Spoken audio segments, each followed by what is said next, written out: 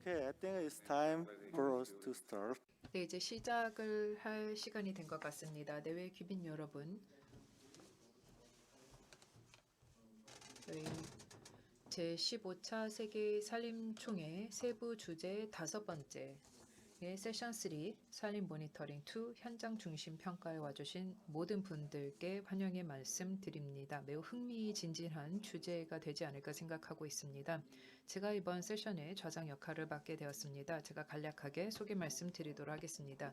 저는 박주원으로 경북대학교 교수입니다. 대한민국 대구에 소재하고 있는 대학교입니다. 저는 주로 강의를 하고 연구를 하는데 지속가능한 산림관리라는 주제에 대해서 강의를 하고 있고 GIS 그리고 원격 감지 기술을 활용을 하고 있습니다. 그래서 이번 세션은 제가 연구를 하고 있는 분야와도 밀접해 있다고 말씀을 드리겠습니다. 이번 세션은 제가 숲으로 들어갈 수 있게 해주는 기회를 제공합니다. 현장 중심적인 그런 산림 모니터링에 대해서 알게 될 것입니다. 아마 오늘 저희와 함께 해주신 모든 분들의 경우 NFI 혹은 이제 국가 산림 자원 조사에 대해서 다 아시리라 생각합니다. 바로 국가의 산림 인벤토리인데요. 이런 산림 인벤토리가 우리가 이 산림의 현황을 이해하는 데 있어서 매우 필수적이고 특히 시간에 걸쳐서 어떤 변화를 겪게 되는지 매우 중요한 지표가 되고 있습니다. 또 인간 활동으로 비롯된 것인지 아닌지를 알게 해주고 또 합니다. 또한 NFI 그 국가 산림 자원조사에 있어서 최근에 들어서 그 이행 차원에 있어서는 더 광범위한 국가 이 산림 모니터링 시스템이 더 도입되고 있다라는 트렌드가 나타나고 있습니다. 예컨대 레드 플러스와도 같은 국제 요건에 충족을 해야 되기 때문에 더 많은 국가들이 이런 모니터링을 열심히 하고 있는데요. 이것은 희소식입니다. 그만큼 저희는 더 많은 데이터를 얻어서 이 산림의 구성 또 범위 건강에 대해서 이해를 할 수 있게 된다는 것입니다. 가장 이상적으로는 이런 데이터를 통해서 우리가 국가 산림 정책에 중요하게 활용을 할 수 있다라는 것이고 또 미래 세대를 위해서 산림 관리를 더욱더 개선할 수 있게 될 것입니다. FAO는 지난 30년 동안 NFI를 지원하기 위해서 현장 중심 데이터 수집을 적극적으로 지원을 해줬습니다. 국가 중심적인 혹은 규범적인 혹은 글로벌한 지원을 제공했었는데요. 몇 년 전에 FAO는 국가 산림 모니터링의 자발적 지침을 발간했습니다. 여기 서울에 저희와 함께 해주신 분들에게는 말씀을 드리고 싶은 것이 이 지침서는 유엔의 6개 공식 언어로 모두 번역이 돼서 제공이 되고 있다는 말씀 드리겠습니다. 이 지침에는 여러 원칙도 있고 또 요소도 있고 그리고 이 국가 산림 모니터링 시스템 다목적 그런 모니터링 시스템을 잘 구축하고 이행을 할 수 있는 모범 사례도 담겨 있습니다. 오늘 여러 가지 내용에 대해서 토의를 들으실 예정인데요. 이런 현장 중심 국가 산림 평가에 대해서 어떤 신흥 트렌드가 있는지 방글라데시, 부탄 사례를 통해서도 많이 알게 될 것이고요. 그리고 산림 모니터링 활동이 지역사회와 특히 산림에 의존하고 있는 사람들에게 어떤 영향을 미치는지 특히 리베리아의 이 사례에 대해서 알게 될 것입니다. 뿐만 아니라 FAO가 지원하는 다양한 구상과 사업에서 어떤 교훈을 얻었는지에 대해서 알게 될 것입니다. 이 NFI 지원을 하면서 이 사회 경제적인 데이터 수집을 어떻게 했는지에 대해서 알게 될 것입니다. 이번 세션을 통해서 우리가 현장 중심 이 산림 인벤토리 기술 또 혜택을 이 산림 지역 사회에게 어떻게 제공할 수 있는지에 대해서 더 활발한 논의가 이루어지길 바라겠습니다. 저희 크리스토프 클라인 박사님을 모시고 기조 연설을 듣도록 하겠습니다.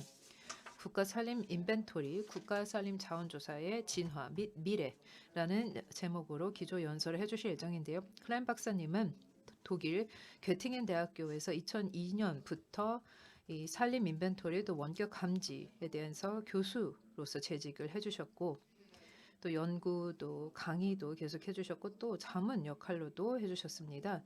1988년부터 FAO의 컨설턴트로서 일을 해주셨고 말씀드렸던 자발적 기준을 마련하는 데 있어서도 2016년부터 지대한 공헌을 해주셨습니다. 또 라틴 아메리카, 아프리카, 또한 아시아의 국가 산림 자원 조사를 작성하는 데 크게 기여를 하셨습니다. 그러면 박사님을 큰 박수로 모시겠습니다. Dr. Tran, floor is yours. Thank you very much, Professor. 네, 감사합니다. 네, 정말로 친절하게 소개 말씀을 해주셨는데요. 대단히 감사합니다. 그리고 본 회의를 주관해 주신 대한민국의 또 주최 측에게 감사의 말씀드리고 싶습니다. 그리고 UN 식량농업기구 FAO 측에게도 감사의 말씀 전합니다. 이렇게 이 자리도 마련을 해주실 뿐만 아니라 산림 정보, 산림 모니터링이라는 이런 정말로 중요한 주제에 대한 세션도 마련해 주셔서 감사합니다. 정말로 다양한 분야를 아우르는 주제인데요. 이렇게 기조 연설을 본 세션에서 할 수 있게 되어서 기쁘게 생각합니다. 저는 이 산림자원 조사에 대해서 말씀을 드리고 여러분과 열띤 토의를 할 수 있기를 바라고 있습니다.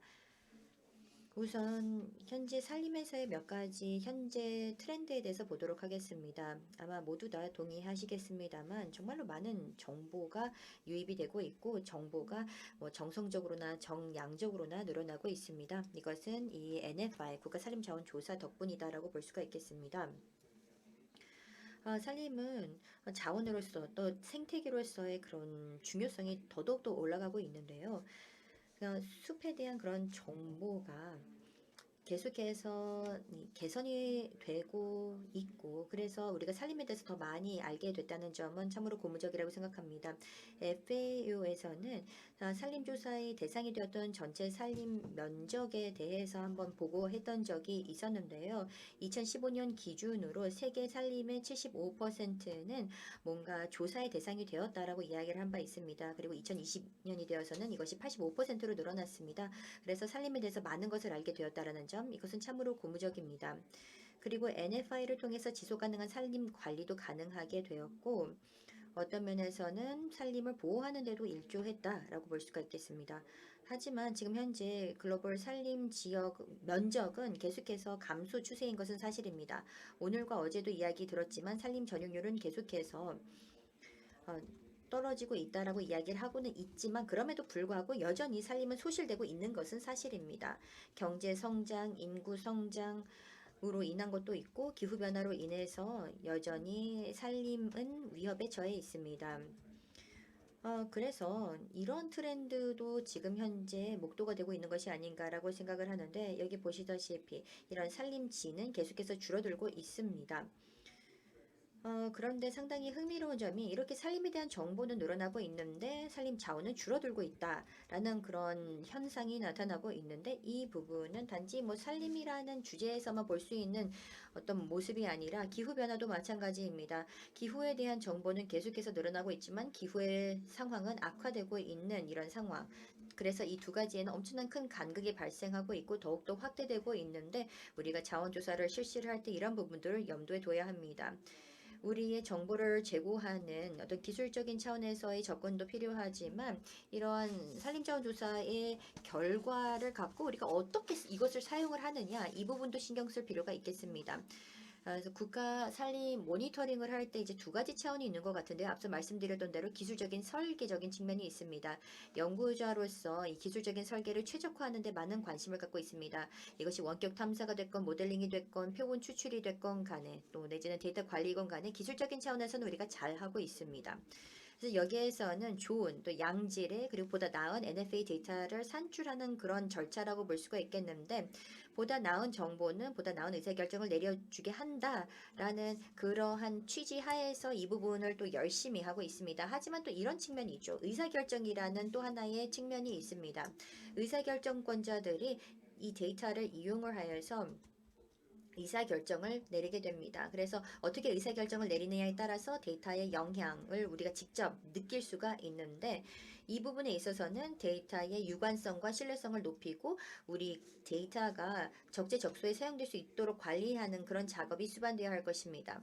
그런데 말씀드렸다시피 연구와 교육은 아무래도 기술적인 설계 부분에 집중되어 있는 것이 사실입니다. 정말로 많은 출간물과 논문들도 이제 기술적인 측면에 대해서 언급을 하고 있습니다. 샘플링, 모델링 이런 부분에 대해서는 엄청나게 많은 출판물이 있지만 그 결과에 대해서 즉 NFI의 결과물이 실제로 정책 기반에 어떤 임팩트를 끼쳤는지에 대한 연구는 충분치가 않습니다. 그래서 우리는 이 부분에 대해서 보다 진지하게 고민할 필요가 있다고 생각합니다. 그리고 이어서 말씀드리고 싶은 부분은 이 NFI의 르네상스적인 측면에 대해서 설명을 드리고 싶은데 코로나19 한번 비교해 보도록 하겠습니다. 지금 현재 우리가 국가 산림 모니터링에 이제 어떻게 보면 3차에 접어들었다라고도 볼 수가 있겠습니다. 제3의 파고에 접어들었다라고 볼 수가 있는데 국가의 이니셔티브라든지 그리고 또 성과 기반의 어떤 금융이라는 이런 제도 때문에 이 산림 모니터링 차원에서 또 제3의 웨이브가 일고 있다고 생각합니다. 최초로 어떤 금전적인 차원에서도 이런 데이터를 이용을 하여서 결국에는 어떤 금융 내지는 재원 조달을 할 수 있게 되었는데 제가 여기서 말씀드리고 싶은 부분은 이런 성과 기반의 이런 금융은 뭐 소소한 금액을 말하는 것이 아니라 엄청난 그런 투자 금액에 달하게 됩니다. 많은 국가들이 또 여기에서의 재원을 활용을 하고 있고요. 그리고 마르코나 트레니프님께서도 아주 잘 쓴 보고서에서도 말씀을 해주시던 것처럼 역량 강화 활동도 열심히 전개가 되고 있습니다.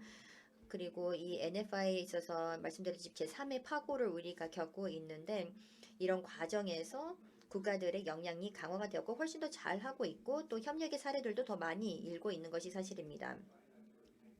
60년대와 80년대까지를 보면 특히 열대 지역에서는 양자 기술적인 협력 사업들이 많이 펼쳐졌는데 1919년에 이제 100년 전쯤이었죠. 이때 최초로 북유럽 국가에서 NFI를 단행을 했습니다. 여기서는 이제 국가 차원의 프로젝트로서 북유럽 국가들이 산림 자원이 얼마나 있는지 파악하고자 했고 많은 투자를 하겠다라는 그런 의지가 있었기 때문에 19년에 최초로 1919년이죠. 이때 최초로 NFI가 북유럽 지역에서 단행이 되었습니다. 그래서 간단하게 배경 설명 및 역사에 대해서 말씀을 드렸는데 오늘날 그럼 산림조사에서는 어떠한 활동을 전개를 하고 있을까요? 우리가 원격 탐사에 대해서 이야기도 했지만 현장 중심 평가는 정말로 중요하다 하겠습니다. 원격 탐사를 통해서 보다 집중적이고 효율적으로 산림에 대해서 파악을 할 수 있게끔 해줍니다. 그리고 오늘 오전에도 그 부분의 중요성에 대해서 이야기를 많이 하였는데 그렇기 때문에 현장에서의 표본점을 어디에 설정을 하느냐가 정말로 중요합니다. 원격 탐사를 제대로 하기 위해서 표본점 설정을 잘 해야 할 것입니다. 하지만 현장에서의도 활동도 중요합니다. 여기에서도 물론 전자기기나 전자계측기 등을 통해서 뭐 각도 측정이라든지 그리고 지상 레이저 스캐너 이런 부분들도 많이 쓰고 있죠. 이 TLS 같은 경우에는 많이들 유망한 기기다라고 이야기를 하고 있지만 이것이 정말 현장 관측에 있어서 그만큼의 실효성이 있는지에 대해서는 아직은 조금 더 두고 봐야 될 것 같습니다.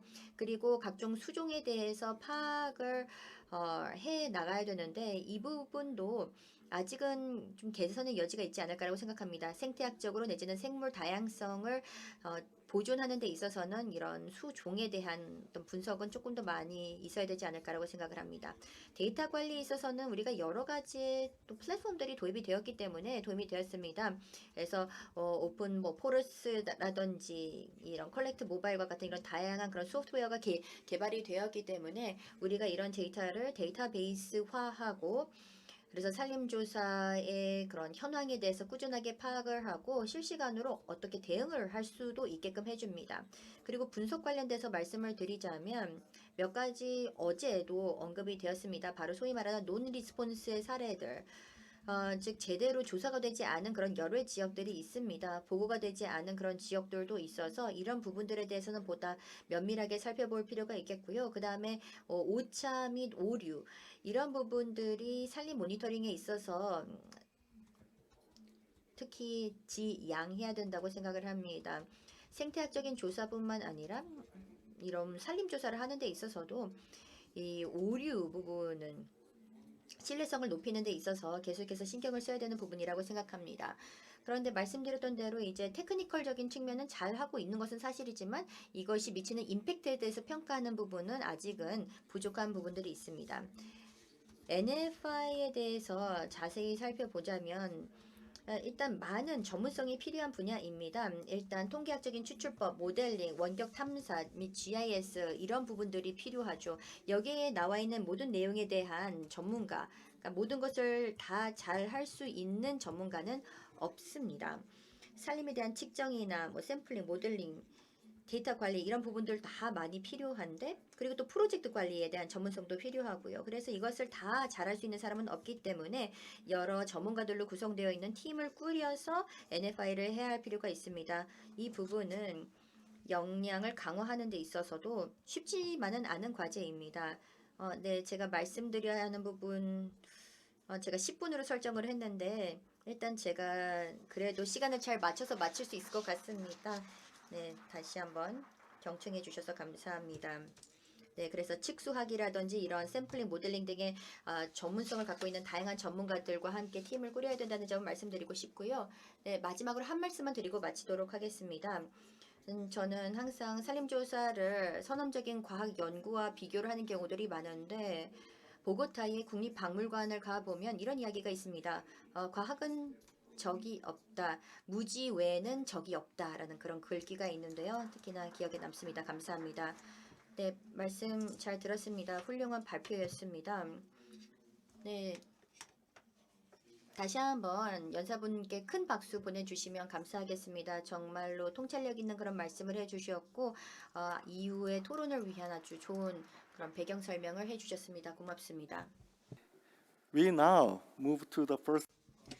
이제 저희 첫 세션의 다음 순서로 넘어가도록 하겠습니다. 다시 말해 NFI 국가 산림 자원 조사의 그 경험에 대해서 각국의 상황을 좀 듣도록 하겠습니다. 먼저 자히르 이크발 선생님을 초청하여서 방글라데시의 국가 산림 자원 조사 상황에 대해서 말씀을 듣도록 하겠습니다. 이크발 선생님은 산림 감독관으로서 방글라데시 산림부에서 1993년부터 근무를 하셨습니다. 특히 지형 공간 기술을 활용해서 이 산림 조사를 적극적으로 해주셨는데요.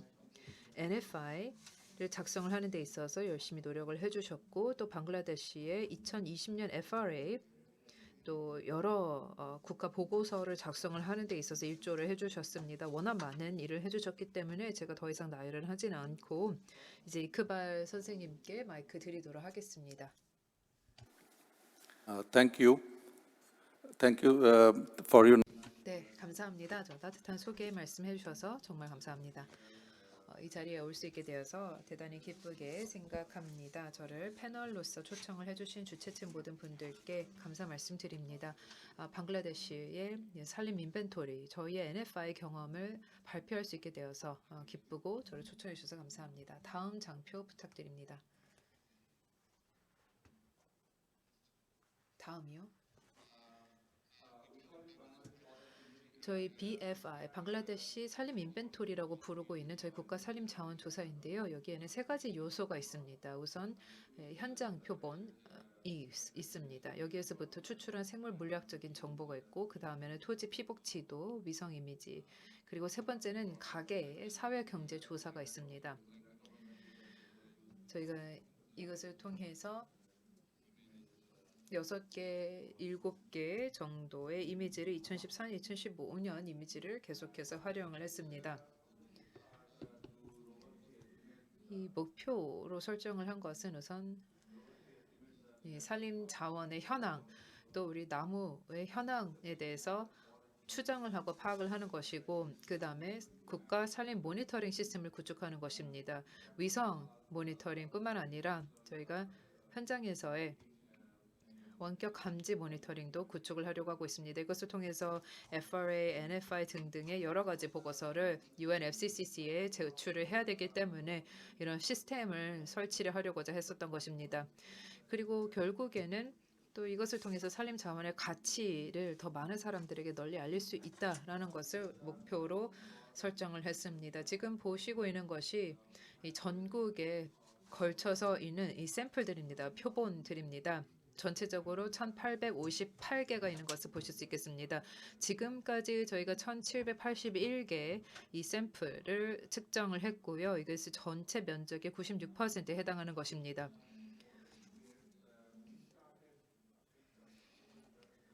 저희가 표본을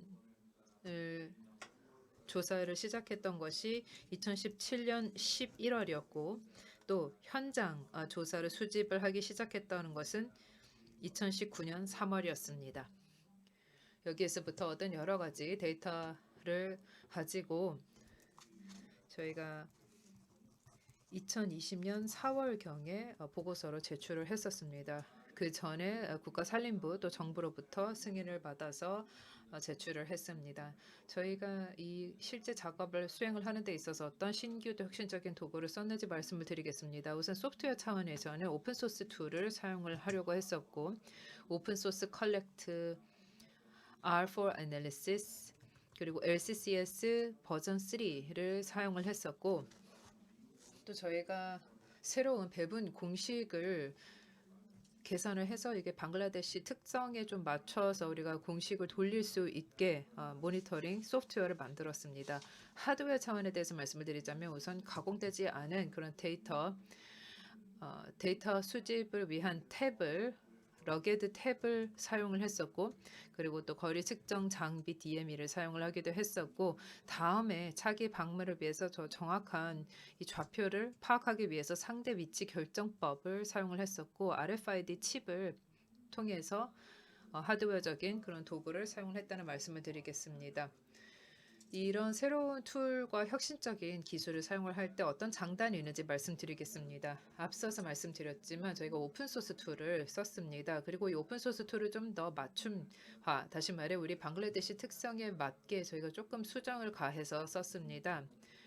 그리고 또 대부분의 소프트웨어를 썼기 때문에 전자 방식으로 썼기 때문에 대부분은 무서류, 종이가 없는 데이터 수집을 할 수 있었습니다. 그리고 이런 서류를 서버에 직접 업로드할 수 있었습니다. 토양 표본을 샘플을 저희가 취득을 하면서 이러한 토양 표본 역시도 저희가 아카이브로 저장을 하고 보관을 하고 있습니다. 그리고 또 다른 장점은 이 실제 그 표본 센터를 그 재설정하기 위해서 다양한 방법이 고안이 됐다라는 것이 있습니다. 여기 보시다시피 DGPS, RFID 칩, 또 메탈로드, 기준 포인트, 위트니스 오브젝트 등과 같은 다양한 방식이 새롭게 고안이 돼서 이것을 각각 다 활용을 할 수 있었다는 것이 있습니다. 29개의 새로운 배분 공식을 저희가 고안을 했습니다. 이 29개, 29개의 공식을 통해서 그 나무 종에 좀 더 특화가 된 공식을 각각 사용을 해서 좀 더 정확한 바이오매스 또 탄소 추정을 하게 됐습니다. 이런 새로운 도구들은 대부분 상호 호환성이 높고 그래서 이 토지 피복을 분류를 하는 데 있어서 서로 비교 분석을 더욱더 용이해졌습니다. 이런 토지 표본이 사실 대부분의 그 토지 피복을 어느 정도 커버를 하고 있다고 하고 있고 그리고 이것을 작업을 다 마무리한 다음에 동남아시아 또 남아시아에 있는 다른 지역 국가들의 우리 동료분들에게 공유를 하기 위해서 지역 워크숍을 열기도 했습니다. 저희 이런 혁신적인 방법을 사용을 했던 그 장단에 대해서 말씀을 드렸는데요. 사실 이런 오픈 포레스트를 사용을 한 것이 동남아시아에서는 저희가 최초인 것으로 알고 있습니다. 또 LCCS 버전 3를 사용을 하는 것도 저희 동남아시아 지역에서는 저희 나라가 최초인 것으로 알고 있고요. 그리고 뿐만 아니라 저희가 이 나무종 식별 앱을 사용을 해서 이게 iOS 기반 앱인데요. 이 애플리케이션을 통해서 나무종을 식별해 내는데 활용을 하기도 했었습니다. 이것을 통해서 또 토양 샘플을 통해서 어떤 이제 토양이 수집이 됐는지를 파악을 하는데 활용이 되기도 했었습니다. 하지만 물론 NFI를 작성을 하는 데 있어서 단점도 그리고 좀 한계들도 있었습니다. 예를 들어서 방글라데시는 아열대 지역이기 때문에 여름에는 이제 우기가 있습니다. 5월부터 거의 10월까지 계속해서 비가 많이 높은 강우량이 있습니다. 따라서 저에게 현장 그 데이터 조사는 겨울, 건기, 다시 말해 11월부터 한 2월, 3월, 한 3월 중순까지밖에 현장 조사를 할 수가 없는 상황입니다. 또한 연안 지역에는 해안에는 갈 수가 없습니다. 워낙 날씨가 좋지가 않고 그리고 바람도 세기 때문에 갈 수가 없고 그리고 언덕에 올라가는 데 있어서도 워낙 숲이 우거져 있고 어렵기 때문에 건기에만 현장 조사를 할 수밖에 없다라는 것이 하나의 한계라고 할 수 있겠습니다. 또 방글라데시 같은 경우는 아시다시피 인구 밀도가 매우 높습니다. 이 제곱키로당 12,000명이 살고 있기 때문에 1200명이 살고 있기 때문에 저희가 사실 인구 밀도가 높아서 보통 우리가 현장 조사를 하기 위해서 간다면은 사람들이 오해를 합니다. 이게 토지를 탈취하기 위해서 정부가 빼앗아 가려고 여기 와서 측정을 하려고 한다라고 얘기를 하고 오해를 하기 때문에 저희가 계속해서 마을 주민들을 설득을 해야 됩니다. 그래서 저 위쪽 사진을 보시면은 저희가 계속 설득을 하는 것을 보실 수 있습니다. 그래서 주민분들에게 아니다. 우리가 토지를 빼앗거나 이것을 전용시키려고 하는 것이 아니라 단순히 숲에 대해서 정보를 취득하려고 하고 있다라고 말씀을 계속 드려야 되는 것입니다. 또한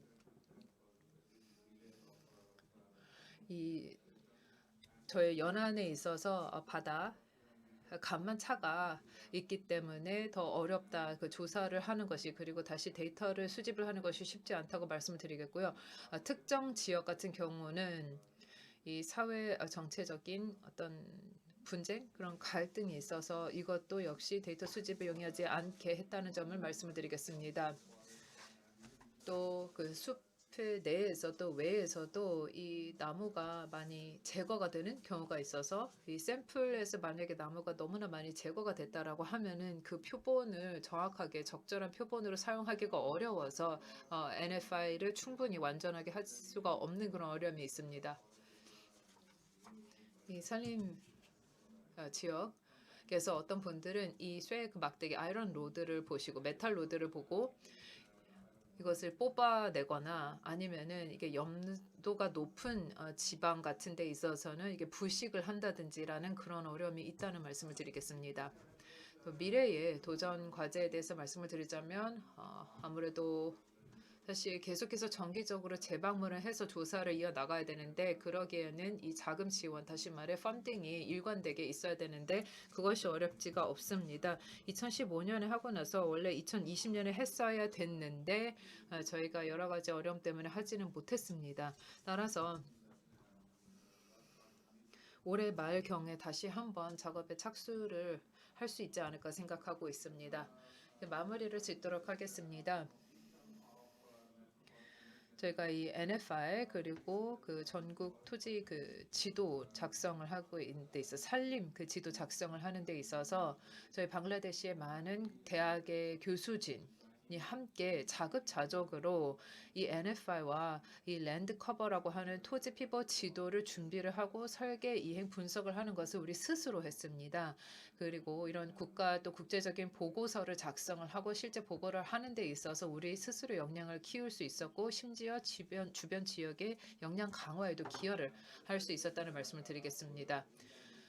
앞서서 제가 아까 말씀드렸지만 차기 NFI 그 조사 착수를 올해 말경 다시 말해 한 12월에 시작을 할 수 있게 되기를 기대하고 있습니다. 세계은행에서 지원을 하고 있는 지속가능한 산림 사업에 참가를 하고 있기 때문에 다음 라운드를 한 10월부터 12월 언젠가 시작을 하게 되기를 바라고 있습니다. 그리고 첫 NFI는 미국 산림청으로부터 지원을 받았고 FAO 또 역시 저에게 기술 지원을 해주셨습니다.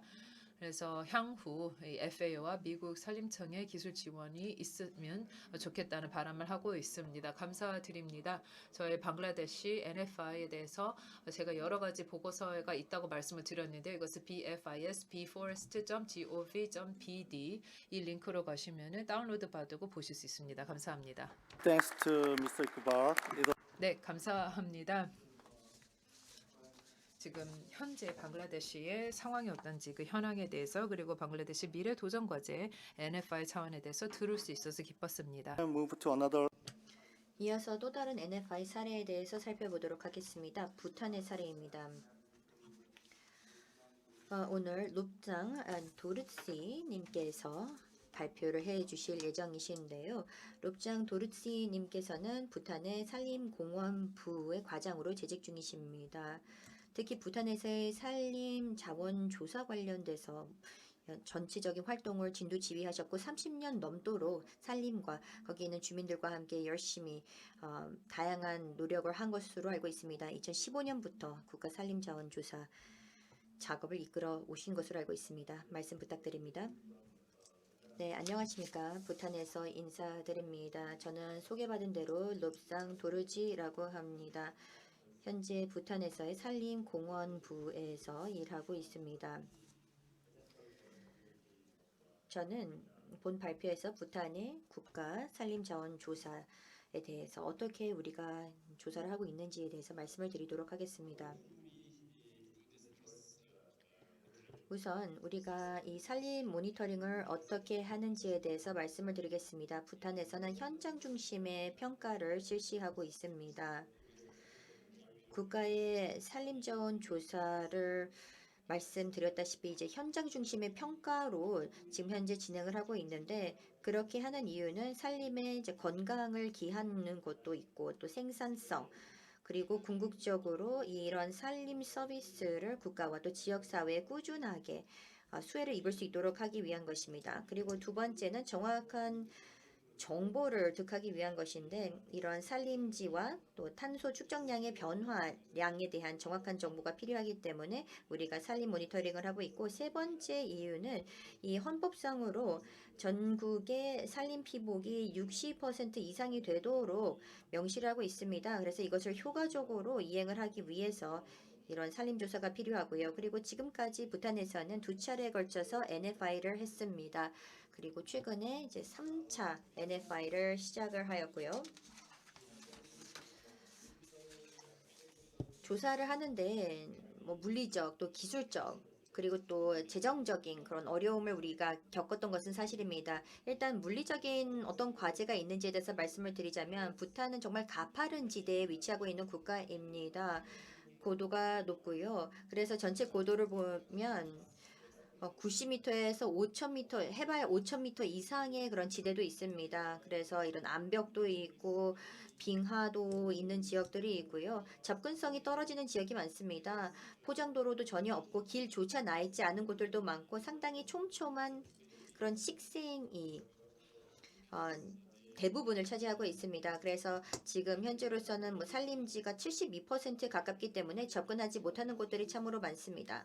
그리고 계절적인 가변성, 이것이 또 문제가 됩니다. 이렇게 장마철도 있고 또 폭설이 내리는 데도 있고, 그래서 이렇게 어떻게 보면 물리적인 그런 어려운 점들, 애로점들이 있습니다. 그래서 여기 사진을 통해서도 확인을 하실 수가 있겠습니다만, 저희는 산악지대가 상당 지역을 차지를 하고 있고, 또 그 외에도 이렇게 팽류 하천들 여기에서 보이실 것입니다. 이렇게 다리가 있다면 그런 교각이 상당히 낮게 지금 현재 깔려 있기 때문에 범람시에는 이 다리를 건너기가 참으로 어려울 때도 있습니다. 그리고 참고로 말씀을 드리자면, 우리의 이 산림조사는 모두 다 이런 산림 담당관, 그런 임업연구사들께서 다 하고 있습니다. 여기에도 이렇게 하천의 모습이 나와 있습니다. 이렇게 범람이라든지 이런 팽류 하천이 워낙에 많기 때문에 어려운 점들이 있고요. 그리고 다양한 포유류들이 서식하고 있습니다. 들소나 야생 돼지, 멧돼지 등이 서식하고 있기 때문에 이렇게 조사를 단행을 할 때 어려운 경우들이 있고요. 그리고 그 외에도 때에 따라서는 이제 분쟁이 발생하는 그런 지역들이 있습니다. 그래서 이런 표본지가 어디 위치하느냐에 따라서 때에 따라서는 예민한 그런 문제들이 발생할 수도 있고요. 그다음에 이제 기술적인 문제에 대해서 말씀을 드리도록 하겠습니다. 정말로 다양한 동식물이 서식을 하고 있는데 관련된 분류 체계가 제대로 정립이 되어 있지 않습니다. 그래서 제한적인 이런 기술적인 역량이 또 하나의 장애물로 작용하고 있습니다. 통계학적인 분석을 해야 하는데, 통계학적인 분석을 제대로 하기 위해서는 엄청난 양의 데이터가 필요합니다. 그런데 이런 부분들에 대해서는 아직까지는 좀 역량이 부족한 부분들이 있고요.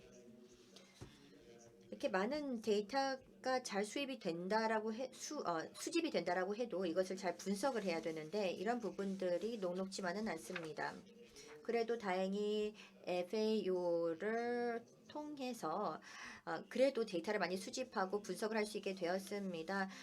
FAO가 제공하고 있는 오픈소스 데이터와 플랫폼 등을 이용을 해서 이렇게 우리가 그래도 어느 정도 조사가 되고 있고요.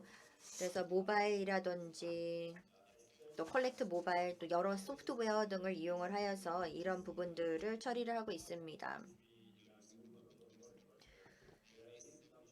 그래서 그래도 수단들이 많이 마련이 되고 있긴 합니다만 아직은 개선의 여지는 있다고 생각합니다.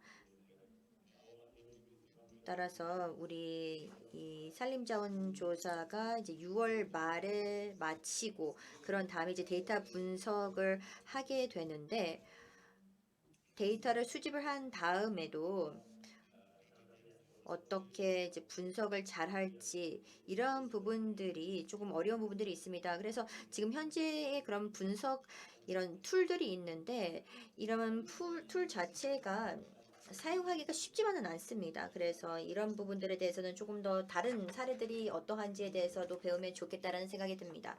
그리고 재정적인 과제가 있습니다. 현재 NFI 관련돼서는 이것을 지원하는 어떤 재정적인 자원이 충분치는 않습니다. 그래서 우리는 이제 프로젝트 단위로 계속해서 진행을 하고 있는데 1970년에서 이제 2015년 이렇게 재원이 마련될 때마다 프로젝트성으로 단행을 하는 경우들이 많습니다. 그리고 지금 이제 3차를 하고 있다라고 말씀을 드렸는데 이런 재정이 있느냐에 따라서 할 수 있는지 여부가 결정이 되기 때문에 상당히 예측성이 떨어질 수가 있습니다. 그래도 5년마다 하고 싶다는 생각이 들긴 합니다만 재원이 많지는 않은 실정입니다. 그리고 이제 코로나19로 인하여서 정부가 예산을 집행해야 될 곳들이 참으로 많기 때문에 이런 NFI에 대한 예산을 편성받는 것이 생각만큼은 쉽지는 않습니다. 그리고 우리가 어떤 교훈을 얻었는지에 대해서도 공유를 하도록 하겠습니다. 일단 제대로 계획을 세울 필요가 있습니다. 워낙에 계절성이 있는 그런 국가이기 때문에 언제 북부, 언제 남부 쪽을 조사를 할지는 이 계절에 따라서 잘 계획을 세워서 진행을 해야 합니다. 그래서 이 부분은 꼭 중요하다고 생각을 하고 있고요. 그다음에 오픈소스가 중요하다는 점도 말씀을 드리겠습니다. 오늘날 우리가 데이터 수집하는 것을 보면 FAO가 온라인상으로 올려준 오픈소스 소프트웨어를 이용을 해서 하고 있는데 저희가 FAO의 교육 훈련을 받아서 이런 모바일 컬렉트와 또 컬크를 사용을 하고 있습니다. 이 말씀드렸다시피 앞선 데이터 분석 소프트웨어인 컬크는 사용 편의성이 때에 따라서는 좀 떨어지는 부분들이 있고 그래서 어려운 점이 있어서 기술적인 지원을 요청을 해야 되는 경우들이 있기는 합니다만 여하튼 이런 다양한 소프트웨어를 지금 사용을 하고 있고 계속해서 역량을 강화를 하고 있습니다. 그리고 이 조사원들이 이제 조사를 할 때 모니터링도 꾸준히 하는 것이 필요합니다. 제대로 이것을 조사를 실시하고 있는지에 대한 모니터링도 필요하고 또 트레이닝, 또 보수 교육 이런 교육들도 꾸준하게 우리의 조사관들을 대상으로 실시를 해야 된다고 생각합니다. 이 산림자원 조사 자체가 정말로 자원 집약적인 활동입니다. 인적 자원도 많이 필요하고 재정도 많이 필요합니다. 제가 지금 몇 장의 장표를 통해서도 보여드렸습니다만 정말로 쉽지만은 않은 그런 작업이기 때문에 양질의 또 장비 및 도구가 필요합니다. 부탄은 이제 앞으로 어떻게 할지에 대해서 이제 말씀을 드리면 뭔가 전방위적으로 그리고 그것을 특정한 빈도로 한다기보다 이런 표본지 10에서 한 20% 정도씩 연간 이렇게 해서 좀 정기적으로 그래도 어느 정도 정례화하고자 하고 있습니다. 그리고 NFI를 이렇게 꾸준하게 주류화해서 단행을 할 수 있기를 바라고 있고요. 또 지상 데이터나 또 기타 다른 접근하기 어려운 그런 데이터 그 표본지에 대해서도 어떤 모델링을 하여서 결칙지를 보정을 하고자 합니다. 그리고 NFI 데이터를 이용을 하여서 이제 동식물에 대한 데이터베이스도 구축을 하고자 합니다. 여기에서는 이 산림에서 수종만을 의미하는 것이 아니라 그 외에도 많은 자원들이 있습니다. 야생 동식물이 있고 그리고 수종도 있고요. 그렇기 때문에 엄청나게 많은 그런 데이터를 수집을 하게 되는데 제가 2차 조사 때 직접 했기 때문에 제가 분명 알지만 데이터를 정말로 많이 수집을 합니다. 열심히 수집을 하지만 이것을 제대로 활용하지 못하는 경우들도 많습니다. 그래서 잘 활용이 될 수 있도록 이런 동식물 데이터베이스와 또 NFA 데이터를 잘 좀 접목을 시킬 필요가 있다는 생각이 들고요. 그리고 저희는 또 야생 관련된 그런 데이터를 계속해서 수집을 하고 있기 때문에 이것이 또 NFI의 또 보완이 될 수가 있다고 생각합니다. 그래서 이런 다양한 관련된 데이터에 대해서는 공유를 하고 보완할 필요가 있겠고요. 그리고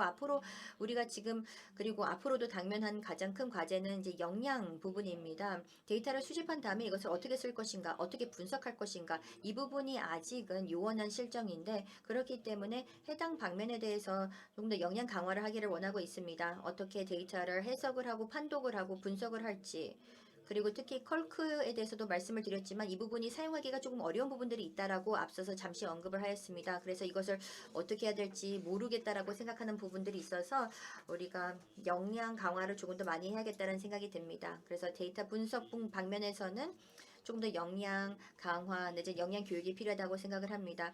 그래서 오늘 또 이번 주에 이 총회에서의 다양한 행사를 통해서 부탄이 도움을 받을 수 있는 부분들이 없는지 한번 살펴보고자 하고요. 그래서 여러분들 많은 전문가분들도 계신 것으로 알고 있는데 함께 또 관련돼서 논의를 하고 또 저희를 또 지원해 주시면 참으로 좋겠다는 생각이 듭니다. 그래서 부탄이 앞으로 미래의 방향성으로서 이렇게 정리를 해서 말씀을 드릴 수가 있겠습니다. 부탄의 경험은 이쯤으로 마치도록 하겠습니다. 감사합니다. 네, 그리고 질문이 있다면 또 추후에 받도록 하겠습니다. 고맙습니다. 네, 말씀 감사합니다. 네, 우선 현재 부탄의 상황에 대해서 공유를 해주셨습니다. 참으로 잘 들었는데요. 부탄에서의 사례에 대해서 잘 말씀을 해주셨습니다. 부탄에서 오픈소스 소프트웨어를 사용을 하고 있다라는 그런 말씀도 해주셨습니다. NFI의 데이터베이스를 또 잘 구축을 하기 위한 소프트웨어 사용 예에 대해서도 말씀을 해주셨고요. 다음 발표 들어보도록 하겠습니다. Data for people. 이번 순서부터는 Data for People, 사람을 위한 데이터라는 제목으로 계속해서 논의를 이어나가도록 하겠습니다. 이 산림에 의존하고 있는 여러 사람들과 지역사회가 산림 인벤토리 정보로부터 어떤 혜택을 얻고 있는지에 대해서 알게 될 것이고요. NFI 사업과 관련돼서 사회경제적인 데이터가 어떻게 수집되는지도 보도록 하겠습니다. 우선은 사 데이비드 박사님을 모시고 말씀 듣도록 하겠습니다.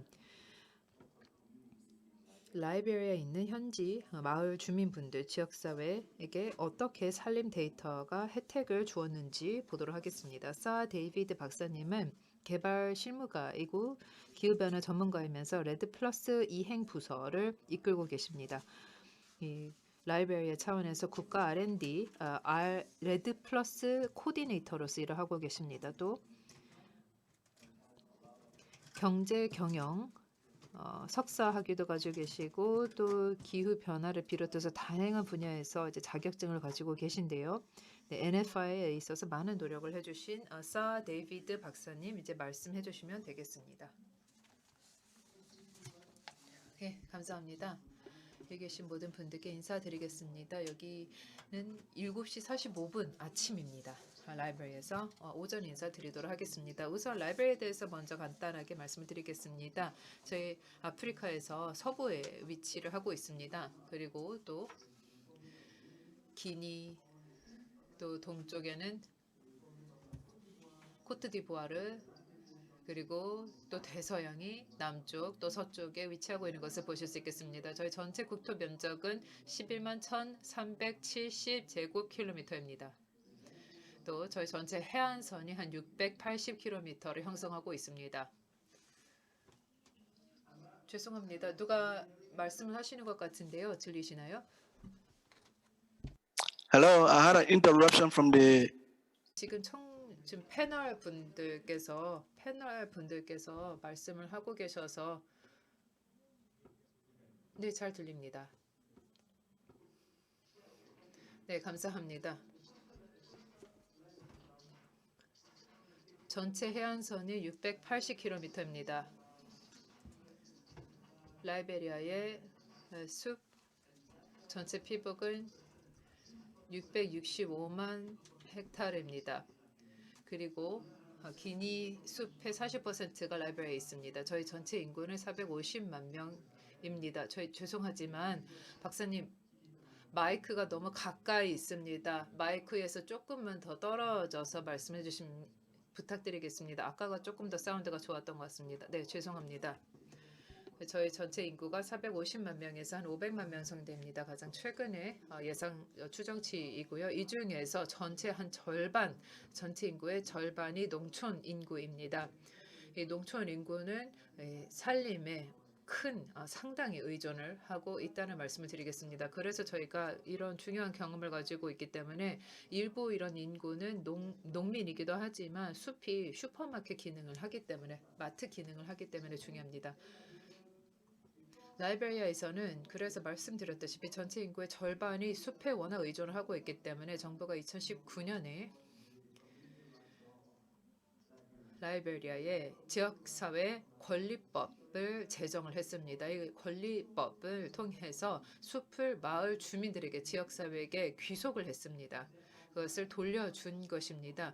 그리고 여기에 대해서 지역사회가 무조건적으로 숲을 받는 것이 아니라 숲에 대해서 권리를 받는 것이 아니라 이게 공인, 다시 말해 숲에 대한 이 관리인 인증서를 받기 위해서 9개 조치를 취해야 합니다. 그렇게 9개 조치를 취해서 그 해당 마을이 혹은 이제 지역사회가 인증을 받게 되면은 이 특정 그 주변의 마을에 대해서 관리인이 될 수 있습니다. 저희 세계은행의 지원을 받아서 4개 지역사회와 함께 협력을 했었는데요. 2019년에는 저희가 이 각각의 그 지역사회가 지역사회 산림관리 기준을 어떻게 삼고 갈 수 있는지를 저희가 다 마련을 하는데 도와주었습니다. 이것에 따라서 산림 관리를 할 수 있을 것이고요. 그리고 또 산림 모니터링, 또 역량 강화 관련된 툴을 저희가 마련해서 제공을 하기도 했었고 2020년 12월에는 저희 동남 지역의 그 지역 사회에 저희가 현장 방문을 해서 함께 협력을 했습니다. 살라의 지역사회와도 함께 일을 했습니다. 살라의 공동체 같은 경우는 북쪽에 위치하고 있고요.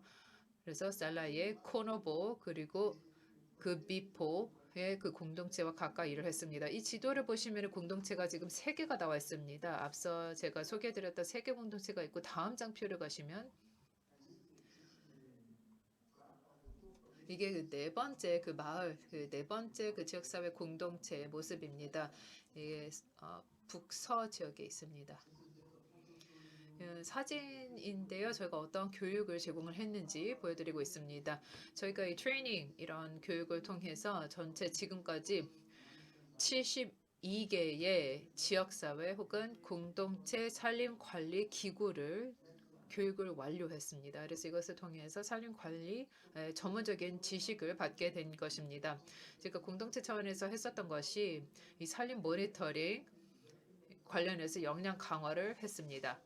그리고 또 이 공동체와 전체적으로 함께 일을 해서 이 지역사회의 산림관리 계획을 수립을 하는 데 있어서 함께 작업을 했습니다.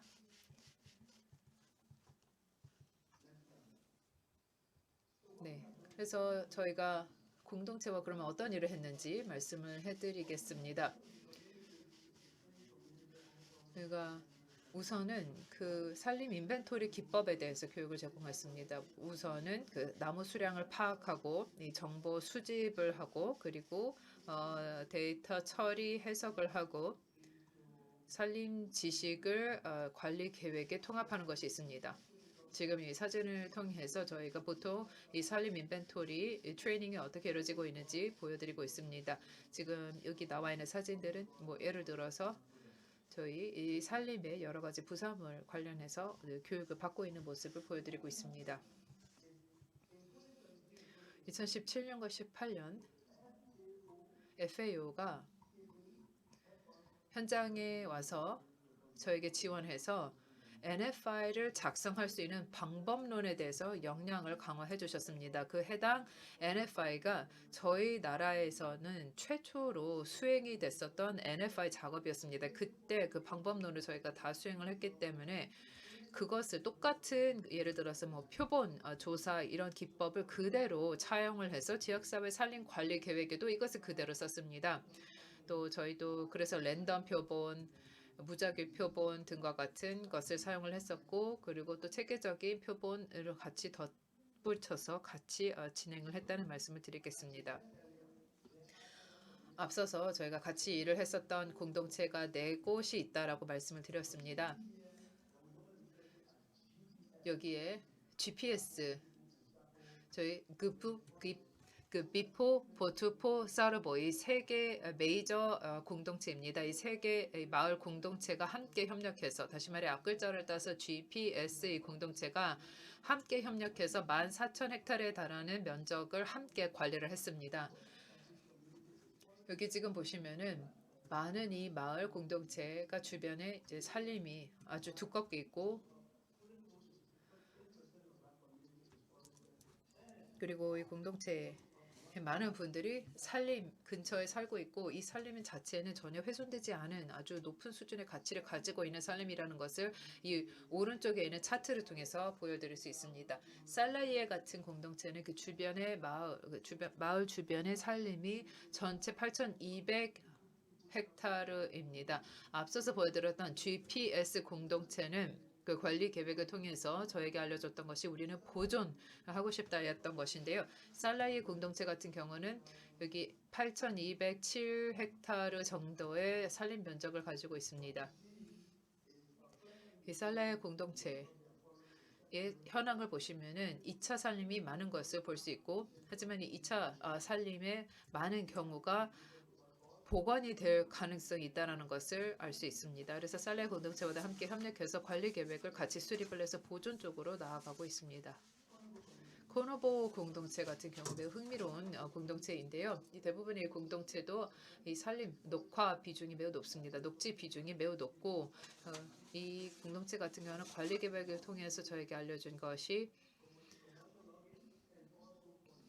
보존들 하면서도 상업 활동을 하고 싶다라고 얘기를 했었습니다. 다시 말해 전체 산림의 한 면적, 10,000헥타르 정도는 우리가 보존하고 나머지는 상업적인 그 벌목 활동으로 활용을 하고 싶다라고 했었습니다. 지금 보시다시피 이게 바이오매스가 굉장히 수준이 높아서 아주 흥미로운 공동체가 되지 않을까 생각합니다. 그리고 이게 코트디부아르와 함께 협력할 수 있는 그런 여지가 있기 때문에 아주 흥미로운 공동체입니다. 지금 이게 공동체 관여를 하는 모습입니다. 보통 저희가 시작을 할 때 공동체의 현장에 가서 함께 설득을 하고 관여를 하면서 대화를 하는 모습을 보여드리고 있습니다. 이해 당사자들과 저희가 같이 일을 하고 대화를 하는 것이죠. 이렇게 마을 주민들과 직접 함께 얘기를 하고 직접 대화를 나누면서 이렇게 관계 구축을 했던 것을 4개 공동체에 다 각각 했던 작업입니다. 이것으로 마무리를 하겠습니다. 제가 직접 그 자리에 갈 수 없게 되어서 안타깝다는 말씀을 드리겠습니다. 이런 말이 있습니다. 살림은 저희를 필요로 하지 않지만 우리는 살림을 필요로 한다라는 말을 남기고 싶습니다. 감사합니다. 네, 감사합니다. 데이비드 박사님. 예, 공동체, 지역사회의 산림관리 계획 노력들이 라이베리아에 어떻게 이루어지고 있는지에 대해서 들을 수 있어서 매우 흥미로웠습니다. 또한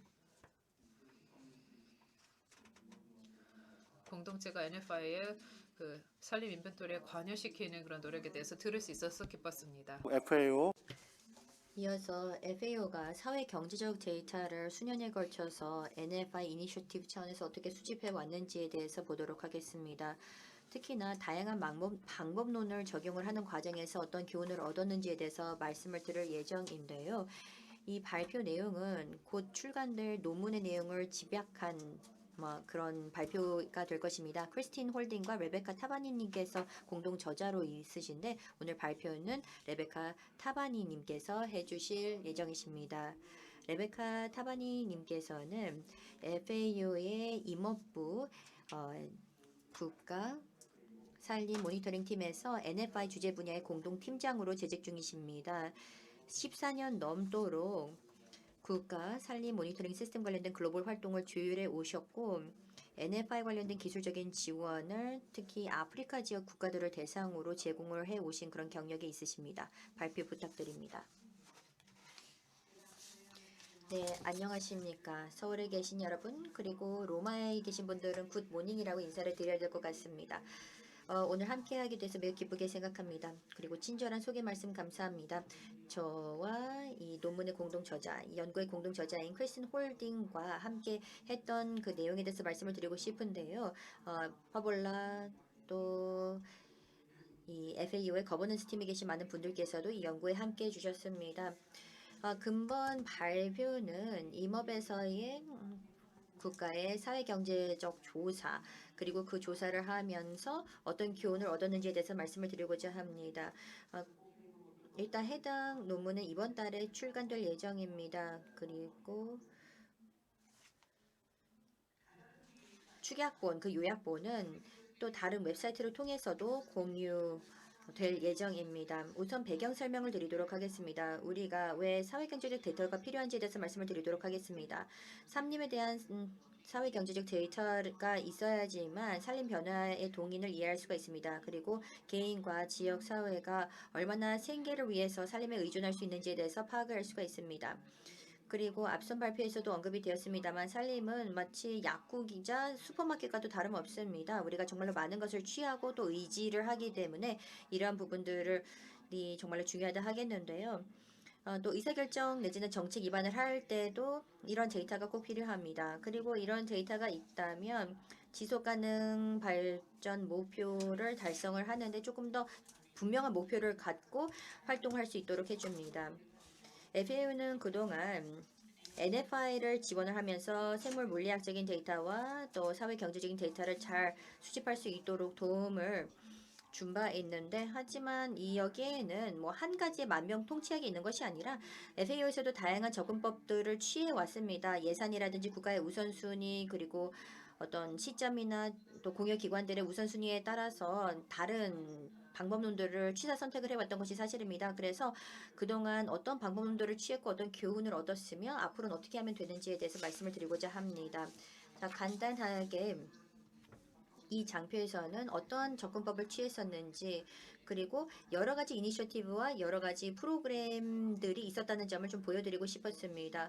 그래서 우리가 어떤 접근법을 왜 취하게 되었는지에 대해서는 논문에 자세히 나와 있는데요. 여기서 말씀드리고 싶은 부분은 NFI의 이런 사회경제적인 데이터도 수집을 하기 시작을 하였고 또 국가 또 단계 또 사업별로 해서 그 정도는 조금씩 차이가 있었다는 점을 말씀을 드리고 싶습니다. 첫 번째는 이제 비용 효과적인 차원에서 접근을 했던 한 사례인데요. NFMA 그런 사업의 일환으로 2000년부터 했었습니다. 여기에서는 생물 물리학 그리고 사회 경제적인 그런 표본 점들을 설정을 하여서 정성적인 데이터를 수집을 하고 또한 가구 조사도 실시를 했던 사례이고요. 그다음에 FAO 핀 프로그램 2010년에 시작했던 프로그램입니다. 여기에서는 여러 가지 샘플링 방법들을 살펴보아서 생물 물리 또 사회 경제적인 그런 데이터에 대해서 5개 국가를 대상으로 사업을 펼친 바 있습니다. 그리고 2016년부터 국가 사회 경제 조사 이 산림 모듈에 있어서의 사회 경제적 조사를 단행을 했습니다. FAO, C4, EP, 세계은행 등과 같은 그런 기관들과 함께 했는데 여기에서는 정량적인 데이터를 이용을 해서 한번 인구조사와 또 결부를 해서 NFI를 펼쳐 나가고자 했던 하나의 사업의 예입니다.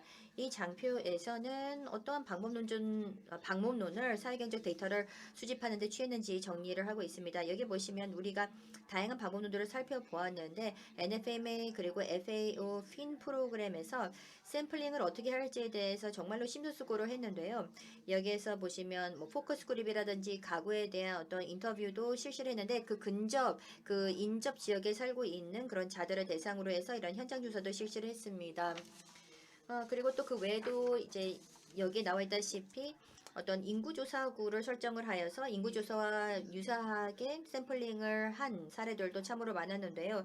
여기에서 우리가 생물 물리학이라든지 또 사회 경제적인 샘플링을 할 때 이제 국가에 따라서 조금 다른 상이한 접근법을 취하기도 하였습니다. 방법에 있어서는 아예 무에서 유를 창조했던 그런 국가들의 사례도 있고 하지만 라이베리아라든지 방글라데시 오늘도 함께하고 계시는데 이분들 같은 경우에는 산림 모듈을 바탕으로 사회 경제적 데이터를 취한 바 있습니다.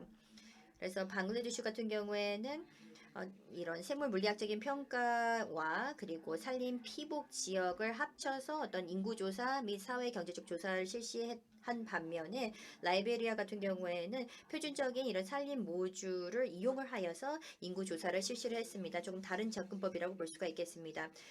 그리고 사회경제적 그런 데이터 접근법 이렇게 8단계로 구성이 되어 있는데요. 제가 다 말씀을 드리지는 못하겠습니다만 의사결정 과정에서 모니터링 요소 그리고 정보 니즈 평가 샘플링 서베이 설계 보고 분석 등의 단계로 구성이 되어 있습니다. 제가 여기에서는 다 자세히 드리지는 못하지만 그리고 논문에서는 데이터 가공 등의 내용은 아주 구체적으로 다루지는 않았습니다만 보통 이런 틀 하에서 조사를 실시하게 됩니다. 이어서 이 연구에서 어떤 교훈을 얻었는지에 대해서 말씀을 드리도록 하겠습니다. 사실 이 외에도 더 많은 교훈이 있습니다. 논문 자체를 보면 보다 자세하게 나와 있지만 여기에는 핵심적인 교훈 몇 가지만 정리를 해보았습니다. 자, 한번 보도록 하겠습니다. 우선 여기의 내용들이 너무 당연하다고 느낄 수가 있겠습니다만 전국 차원에서 조사를 실시를 할 때 그리고 조율과 생물 물리 조세까지도 같이 결부를 했을 때 그리고 제한된 시간 내에서 하려고 했을 때 너무나도 당연하다고 생각하는 것들이 간과되는 경우들이 많습니다. 하지만 이것은 이런 사회경제적 조사를 하는 데 있어서 필수적인 요소입니다. 그리고 이것이 당연히 그 산출물, 결과물에도 영향을 미칠 수 있는 그런 요소이죠. 크리스토프 님께서도 기조 연설에서도 말씀을 해주셨지만 우리가 여기에서 단지 데이터만 추출하는 것이 중요한 것이 아니라 임팩트까지도 잘 살펴봐야 되기 때문입니다. 이러한 사회경제적인 모니터링을 할 때 분명한 목표를 가질 필요가 있습니다. 국가 개발 어떤 기재 하에서 하는 것인지 내지는 산림 계획 하에서 하는 것인지 분명하게 알 필요가 있다는 것이죠. 그래서 어떤 정책 중심의 국가 목표 바탕으로 해서 산림 용도에 대한 사회 경제적인 모니터링을 할 필요가 있겠습니다. 어떻게 분석을 하느냐에 따라서 비용 자체가 차이가 크게 날 수가 있습니다. 그렇기 때문에 우리가 이 데이터를 어떻게 사용을 할 것인가, 어떤 목적으로 사용할 것인가에 대해서 명확하게 규정을 해야 될 것이고 그렇게 하지 않는다면 우리가 정책적인 어떤 니즈를 충족하지 않으면서도 엄청나게 비용만 발생하는 그런 문제가 될 수가 있습니다. 그리고 이어서 계속해서 핵심 이해 당사자들을 꾸준하게 동원하고 또 참여시켜야 된다는 점을 말씀을 드리고자 합니다. 이것은 뭐 데이터를 제대로 된 정보를 만약에 수집을 하고자 한다면 그리고 제대로 된 방법으로 또 필요한 사람들을 위해서 수집을 해야 하는데 이런 부분들을 잘하기 위해서는 핵심 이해 당사자들이 참여를 해야 합니다. 물론 시간이라든지 또 어느 정도 사람들 또 어떤 변수를 추가를 할지 등에 대한 그런 결정도 내려야 하기 때문에 이에 당사자들을 누가 될 것인지 결정을 할 때 각종 연구소, 통계청 내지는 NGO들 즉 이런 정책 중심의 이 조사에 대한 이해가 있는 그런 당사자들로 구성이 되면 훨씬 더 효과적이긴 할 것입니다. 그래서 이들이 이런 조사에 대한 어떤 목표가 달성이 될 수 있도록 도움을 줄 수가 있고 방법론에 대해서도 여러 조언할 수가 있으며 다른 통계 관련된 사업과도 연결을 해서 이것을 확장시켜 나갈 수가 있습니다. 그리고 데이터 니즈에 대해서도 훨씬 더 우선순위를 정해서 조언을 해줄 수가 있습니다. 그래서 다시 한번 말씀을 드리지만 이런 사회경제적인 조사의 결과에 큰 영향을 미칠 수 있는 집단이다라고 볼 수가 있겠고요. 그리고 어떤 샘플링 프레임을 사용을 하느냐에 따라서 사실 뭐 어떻게 보면 100%다 만족시킬 수는 없는 그런 부분들이 있습니다. 우리가 이런 생물 물리학적인 조사와 사회 경제적인 조사를 동시에 하고자 할 때 원하는 예산과 원하는 기한 내에서 단행을 하려고 한다면 이것을 다 충족할 수 있는 완벽한 그런 프레임은 없다는 것이죠. 그리고 FAI를 할 때도 이제 예산이라는 것이 또 있기 때문에 어떤 표본 추출을 하는 데 있어서도 어떤 틀을 정하고 해야 될 텐데 말씀드리지만 트레이드오프가 발생할 수 있다는 점은 말씀을 드리고 싶습니다. 물론 시간과 예산이 충분하다면 이런 트레이드오프가 훨씬 더 줄어들겠죠. 하지만 그래도 대부분의 경우에는 이런 부분들이 제한적이기 때문에 어떤 프레임을 선택을 하느냐에 따라서 이런 트레이드오프가 발생할 수 있다는 점을 기억을 해야 할 것 같습니다. 이런 사회경제적인 그런 데이터와 또 생물 물리학적인 어떤 샘플링을 하는 데 있어서 조금 더 인구 중심의 접근법을 취하는 것이 조금 더 바람직하다라는 그런 이야기들이 많이 나오고 있습니다. 그래서 이런 트렌드가 더욱더 많이 목보가 되고 있고요. 그리고 사회경제적인 데이터를 어떤 국가 보고 및 정책 입안 그런 과정에 잘 연결을 해서 하려고 하는 그런 시도들이 보이고 있습니다. 하지만 아직까지 어떤 국가의 통계 이런 시스템과 잘 연결이 되어 있지 않은 그런 국가들도 있기는 합니다만 그래도 이런 사회경제적인 이런 임업 데이터를 좀 더 국가 보고 내지는 정책 입안 과정에서 더 많이 사용을 하려고 하는 그런 움직임들이 있습니다. 그리고 일단 젠더 부분 같은 경우에는 아직 충분하게 많이 반영이 되고 있지 않는 실정입니다. 우리가 원하는 그런 수준에는 아직 이르지 못하는 그런 상황입니다. 그래서 뭐 남성과 여성으로 이제 구분을 해서 뭐 본다든지, 그리고 실제로 조사의 최초의 취지는 이렇게 젠더적인 요소를 보고 잘 정리를 하여서 데이터를 수집을 하려고 했어도 실제로 이런 실시를 할 때는 하지 못하는 그런 경우들이 있습니다. 그래서 어떤 샘플링이라든지 또 데이터 이런 부분들에 대해서는 조금 더 신경을 써야 될 것 같고요. 그래서 특히나 우리가 여성과 남성의 대응 방법이나 반응을 파악을 하기 위해서는 뭐 분자를 뭐 여성과 남성으로 어떻게 두느냐에 따라서 달라질 수가 있습니다. 그래서 이 부분에 대한 어떤 샘플링의 방법들과 기법들이 필요할 것이고요. 그리고 또 이런 재현을 하는 데 있어서도 그 나름의 그런 뉘앙스가 있기 때문에 이런 부분들에 대해서는 그래도 참고 내지는 참작이 될 수 있도록 부연 설명이 필요하다고 생각합니다. 데이터 자체를 맥락화하거나 내지는 그 시사점에 대해서 충분하게 어떻게 보조 설명을 하지 않을 경우에는 의미가 없을 수가 있습니다. 그렇기 때문에 이런 통계 내지는 그런 결과물에 대해서 어떤 재현으로 연결을 지을 때는 조금 더 뉘앙스나 맥락화할 필요가 있겠고요. 이제 마지막 슬라이드입니다.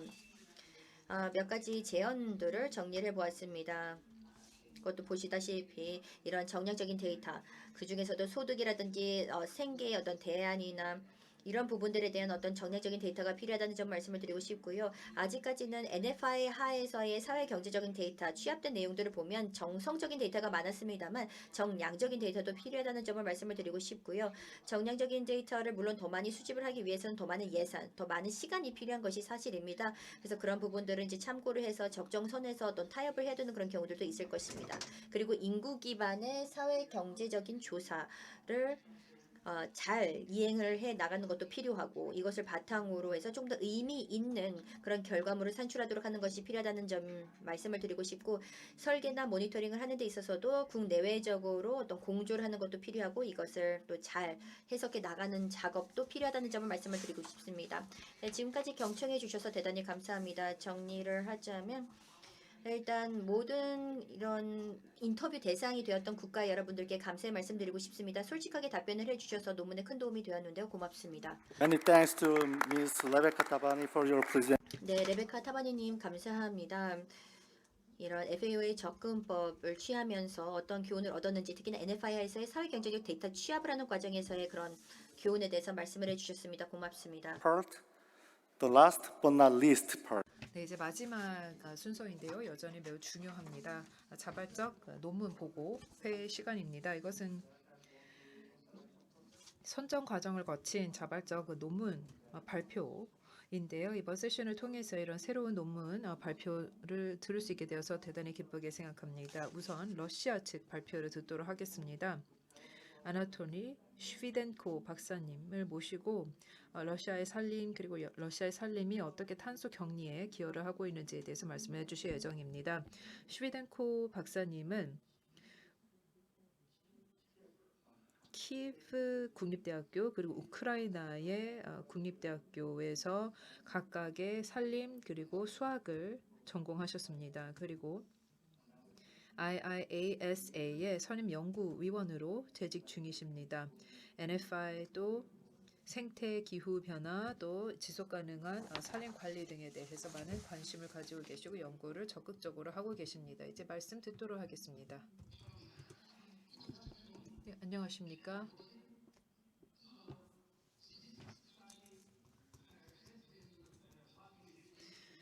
지금 발표드리고자 하는 것은 저널에 이미 기고가 됐다는 말씀을 드리겠습니다. 그리고 혹시 관심이 있으신 분들이 있다면 제가 나중에 디테일 좀 더 세부적인 내용은 추후 전달 드리도록 하겠습니다. 오늘은 제가 가장 중요하다고 판단하는 내용에 대해서만 크게 개괄적으로 말씀을 드리도록 하겠습니다. 다음 장표 부탁드리겠습니다. 지난 한 10년, 15년 동안 사람들이 보통 생각했던 것이 러시아의 숲, 다시 말해 러시아의 산림에 FAO에 따르면 러시아의 산림이 전체 국토 면적의 20%를 차지하고 있는데 이게 증가 추세에 있다. 그리고 생산성도 증가하고 있다. 그리고 피복 면적도 증가하고 있고 전체 토지 면적도 증가하고 있다라고 했습니다. 그리고 산림의 생태계 또 탄소풀도 증가하고 있다라고 생각을 했습니다. 하지만 또 공식적인 정보에도 보거나 평가 보고서 같은 것을 보면은 거기에 다 증가를 하고 있다라고는 얘기를 하지만 그게 이제 증가를 하더라도 정도 차가 확연히 있습니다. 어떤 보고서는 10배 증가한다. 또 어떤 보고서는 훨씬 적게 증가한다라고 얘기를 다르게 하고 있었던 것입니다. 이 러시아의 그 산림의 현황에 대해서 말씀을 드리자면 이 전체적인 러시아에서 사용하는 모든 산림 관련된 내용은 세 가지 데이터를 토대로 하고 있습니다. 첫 번째는 산림 인벤토리 계획입니다. 이것은 아주 오랫동안 해왔던 작업입니다. 이게 사실 국가의 하나의 인벤토리라고 볼 수 있는 것이고 이게 저희 1차적인 NFI를 할 때 그리고 산림 관련된 정책이나 계획을 할 때 있어서 가장 1차적으로 사용하고 있는 정보입니다. 이게 전체 면적의 한 35에서 40%를 다루기도 하고 그리고 RS 기법도 사용을 하기도 하고 그래서 저희가 또 산림 모니터링도 활용을 하고 있습니다. 이게 수평적인 모니터링이어서 여기에서부터 나오는 데이터도 적극적으로 활용을 하고 있고 그 다음에 NFI가 있습니다. 가장 최근에 NFI는 몇 주 전에 이루어졌고 이거 지금 보시다시피 2007년 정도부터 이루어졌고 공식적인 데이터를 보면은 이 러시아의 인목 축적량이 산림 지역에 많이 있다라는 것을 알 수 있습니다.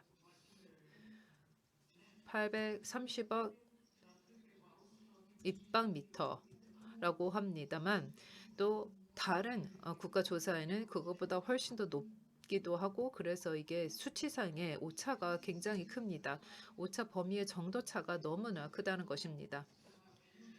여기 동료분들은 아마 아시리라 생각하지만 원격 감지를 할 수 있는 여러 가지 장비와 그 도구가 있는 것을 아마 잘 아실 것 같습니다. 아주 양질의 도구가 많이 있고 네, 이런 식의 사용이 됐다라고 간략하게 소개를 드렸습니다.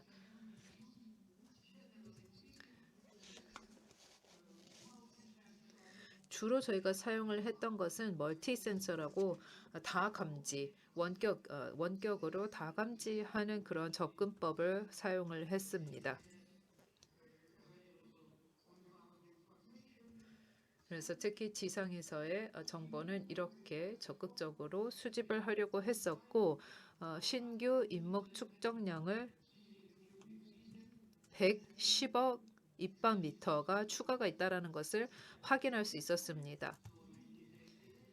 1998년 기준 대비 37배가 더 높은 것이고 공식적인 통계치에서 원래 이제 발표를 했던 것보다 2016년에 공식적인 통계에서 발표를 했던 것보다도 30%, 39%가 더 높습니다.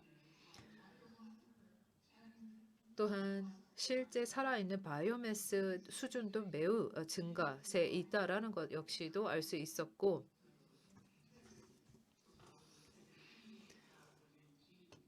2017년, 2018년의 탄소 싱크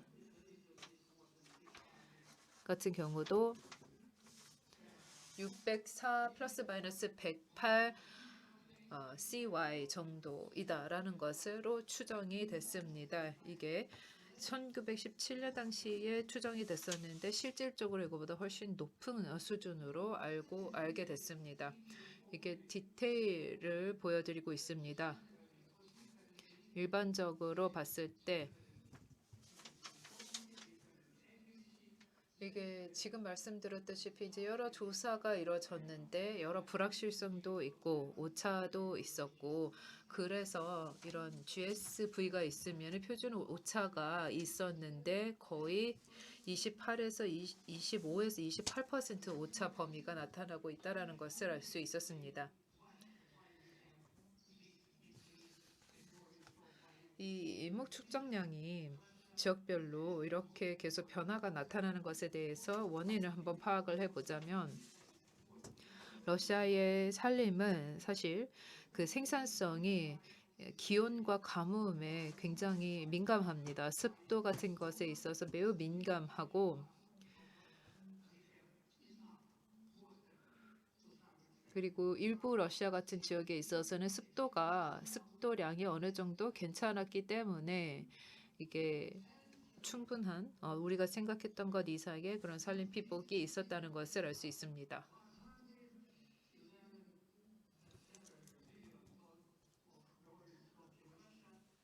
말씀드렸다시피 러시아의 이런 축적량이 계속 증가를 하고 있다고 말씀을 드렸습니다.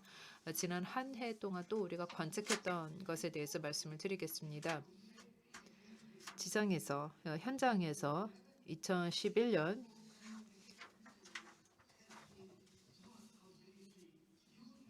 에 나와 있었던 여러 교훈들과 시사점들, 그때 나왔던 조사들의 시사점들도 아직 우리가 충분히 적극 쓰지는 않았던 것입니다.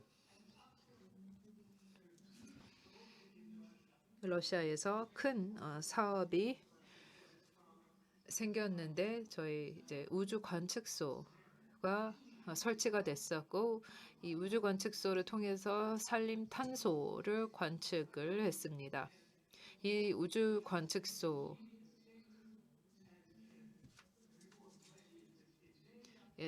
흥미로운 데이터를 수집을 하고 발표를 했습니다.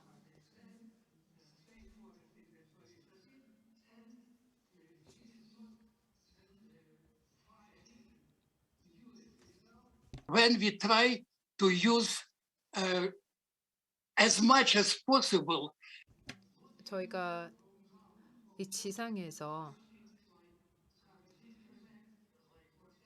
탄소 싱크나 또 관련해서 이 나무에 대한 그 산림에 대한 교란의 현황 같은 것은 지상에서 사실 볼 수 있는 것들이라서 이런 정보는 추후 보완을 해야 되는 것입니다. 100에서 1000에서 1100억 정도의 그런 차이가 나타나고 있습니다.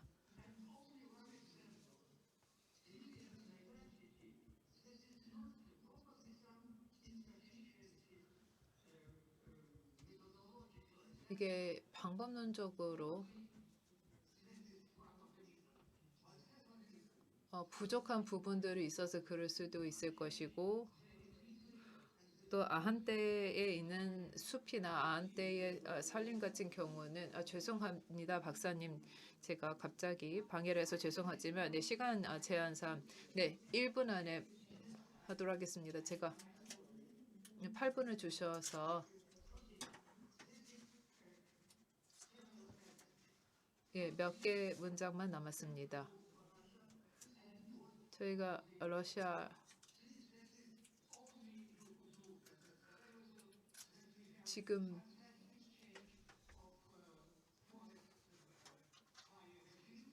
저희 이제 산불 또 화재 다음 장표 부탁드립니다.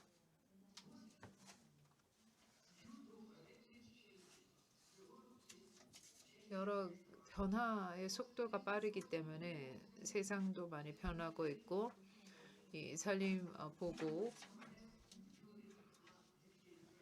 또 많이 바뀌었고 NFI 관련된 이런 기술도 계속해서 지난 몇 년 동안에 바뀌었지만 세계적인 기술 수준이 더욱더 빠르게 변하고 있습니다.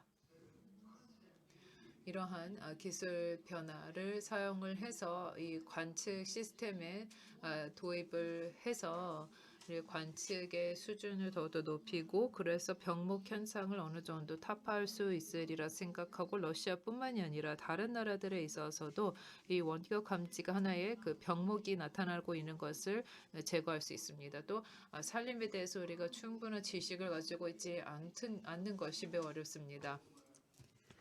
또 우리가 원격 감지를 통해서 아는 것 그리고 지상에서 아는 것에 그런 차이가 있고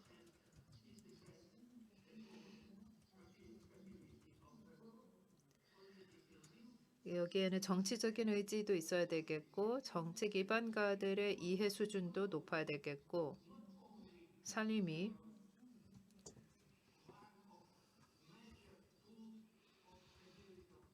기후의 안정을 위해서 사용할 수 있는 큰 도구이다라는 것을 알아야 되겠습니다. 그리고 또 지구 문명에 있어서도 매우 중요합니다. 처장님, 제가 죄송합니다. Mr. Svidenko, for your sharing Russian first. 네, 러시아의 산림 자원 조사에 대해서 말씀해 주셔서 감사합니다. 특히 최신 기술을 적용할 수 있는 것에 대해서 말씀해 주셔서 감사합니다. Which is about experience of forest inventory in Ivory. 네, 이어서 아이보리 코스트의 이 사례에 대해서 발표를 해주실 예정이신데요. 두 분의 연사께서 발표를 해주실 것입니다. 우선 첫 번째 연사는 질레스 모이노님이시고 두 번째 연사는 라이모님이십니다. 라이모님께서는 불어로 발표 예정이십니다. 네, 간략하게 길리스 모이노님을 소개해드리도록 하겠습니다. 모이노님께서는 ONF 인터내셔널의 기술 이사로 재직 중이십니다. 20년 넘도록 열대와 그리고 도서 환경에서의 생물 다양성 및 천연자원 관리 분야에서 20년 이상의 전문 지식을 갖고 계시는데요. 모이노님 말씀 부탁드립니다. 네, 감사합니다. 안녕하십니까? 오늘 저는 여러분들께 코트디부아르 케이스를 소개해 드려 보겠습니다. 코트디부아르는 서아프리카에 위치한 국가이고요. 인구는 2,800만입니다. 그리고 전 세계에서 카카오, 캐슈너트, 콜라너트를 가장 많이 생산하는 생산국이고 또 아프리카에서 고무나무, 또 파뮤를 가장 많이 생산하고 있고 또 아프리카에서 3위의 커피 생산국이기도 합니다. 그래서 여러분이 보시다시피 카카오 재배 산업이 빠르게 성장을 하면서 산림이 파괴되었습니다.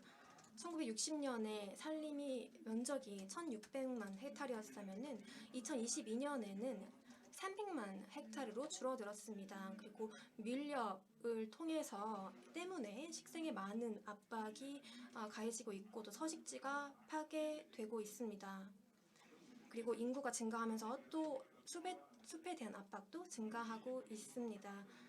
이러한 상황에서 산림 자원을 정확하게 평가하는 것이 아주 중요하고요. 또 인간이 미치는 영향도 제대로 파악을 해야 합니다. 그렇기 때문에 저희는 사회 경제적 분석이 포함된 국가 산림 및 식생 인벤토리 IFFN을 시작을 했습니다.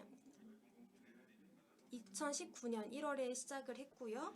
그리고 프랑스 국립산림청의 지원을 받아서 이 사업을 진행을 하게 되었습니다. 그래서 저희는 이 인벤토리에 대해서 오늘 발표를 하도록 하겠습니다. 감사합니다. Straight to the result. 네, 일단 여기에 나와 있는 인벤토리에 대한 이제 샘플링 디자인 내용이 여기 나와 있습니다. IGN은 프랑스의 이제 지도학, 측량학 연구소라고 볼 수가 있겠는데 이쪽에 도움을 받았습니다. 이것을 바탕으로 3,000개의 인벤토리 유니트를 설정을 했습니다. 그리고 여기에 있는 전체 밀도를 이렇게 세 가지 차원에서 나누었습니다. 이런 중 그리고 저, 고, 중, 저라고 하였습니다. 저는 나머지 고와 중을 제외한 모든 지역이라고 볼 수가 있겠고 중 같은 경우는 이제 중온 지역이라고 볼 수가 있겠습니다.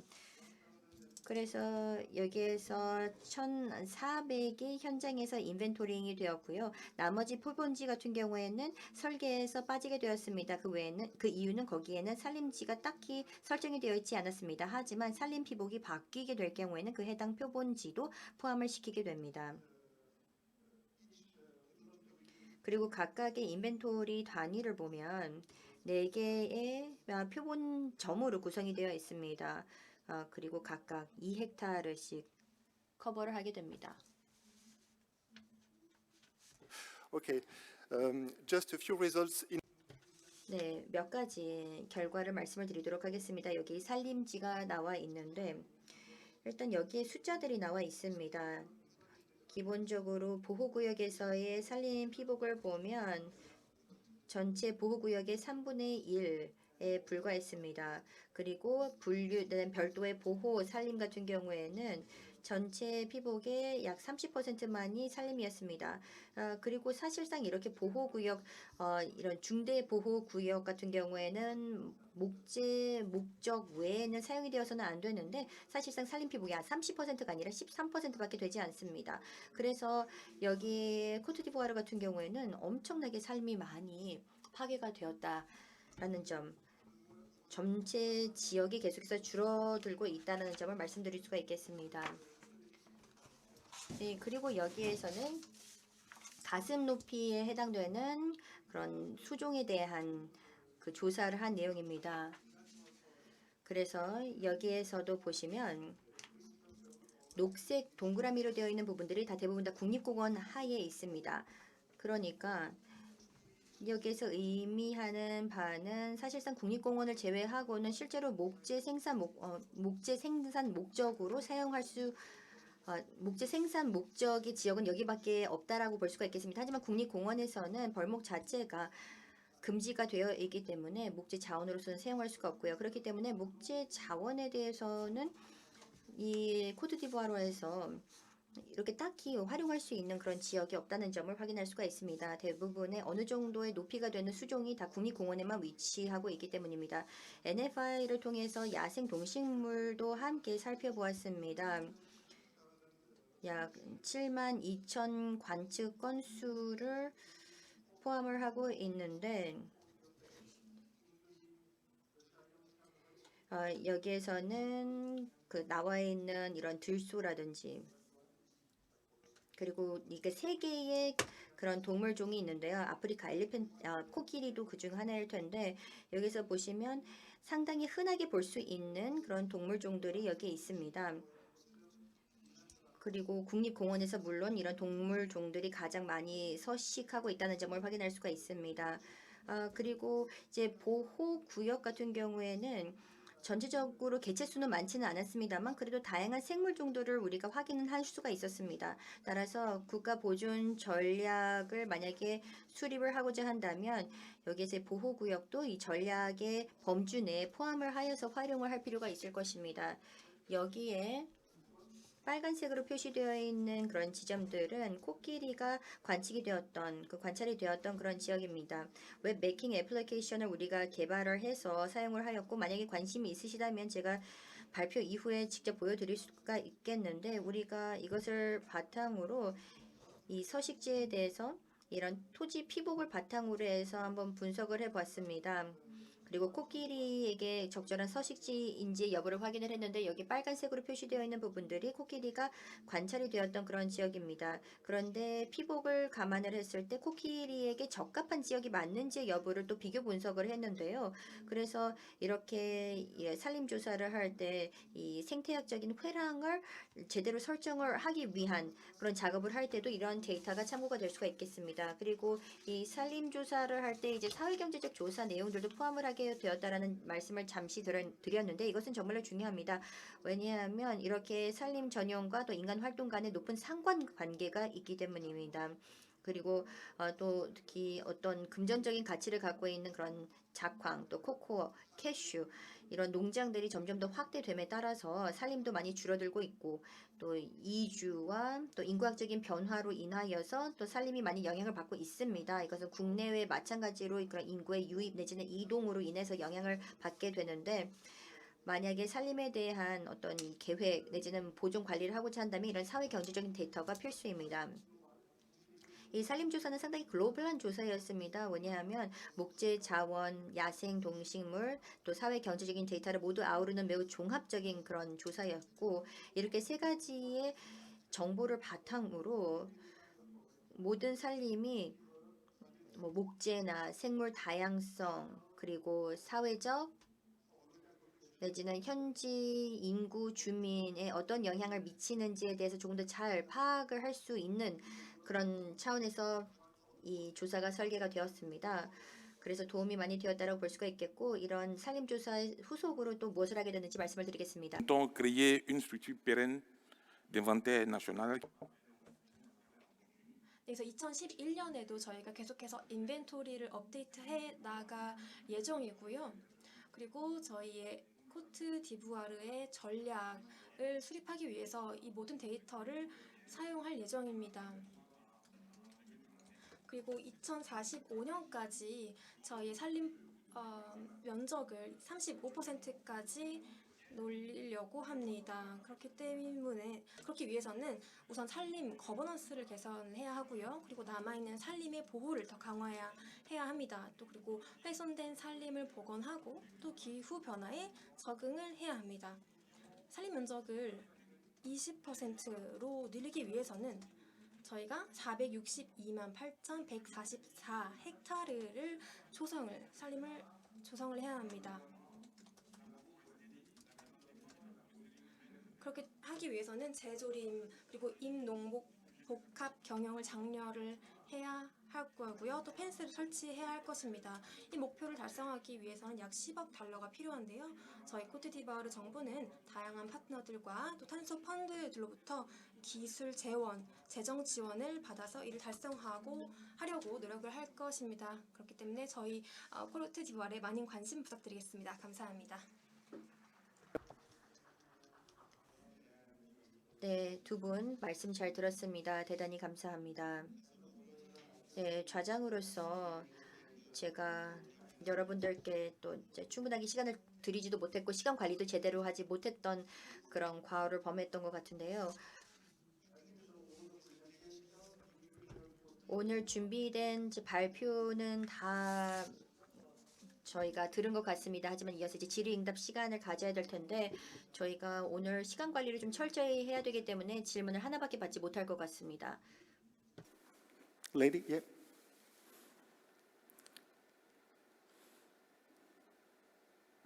Hello, I 네, 안녕하세요. 저는 학생입니다. 산림과학을 전공하고 있는 학생인데요. 저 두 개의 질문을 드리도록 하겠습니다.